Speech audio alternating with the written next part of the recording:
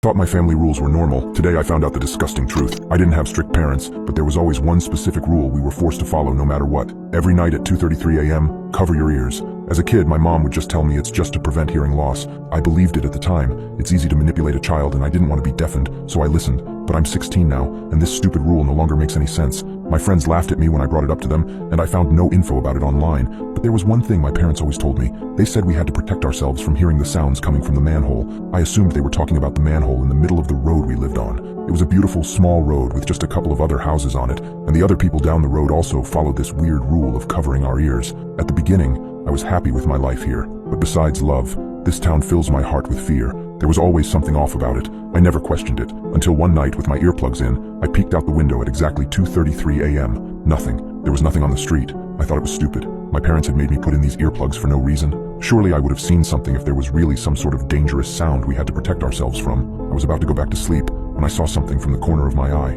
My heart was racing as I was looking at the manhole lid jumping up and down. I immediately closed the blinds and stared at them for the next few seconds, frozen. I remember not being able to fall asleep that night. All I was thinking about was the manhole. The next day, I decided to confront my parents again about the sounds and the rule, and tell them what I saw. I don't know what I expected, but I do know what I got. Blank stares, that's all.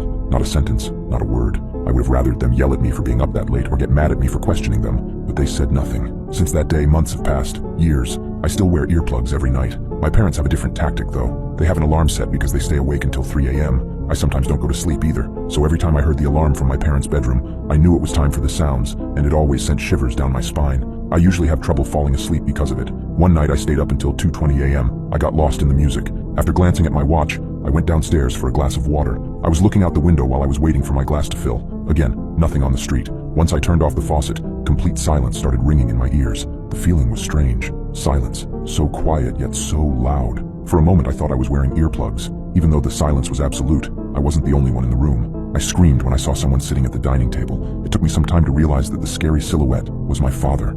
"Dad?" I stuttered. He didn't turn around. He didn't even acknowledge my existence. "What are you doing here? And where are your earplugs? It's almost 2:33 a.m. I asked, confused. "Sit down," he calmly said. I didn't want to be lectured about staying up late, so I ignored his request. My father let out a sigh and said again, "Sit down." Getting on his bad side was not on my wish list, so this time I listened. "What time is it?" he asked after I took a seat. "Dad, it's almost 2:33 a.m.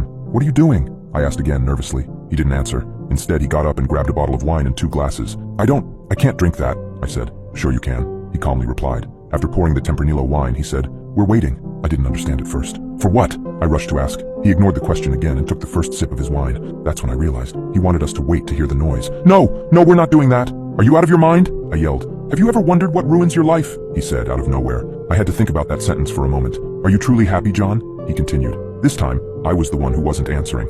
I didn't know what to say. The series of unexpected questions left me stunned. I looked at the clock hanging on the wall. "Dad, the sounds are about to start," I finally said timidly. The alarm went off, too scaring the life out of me. That was the last warning before the storm.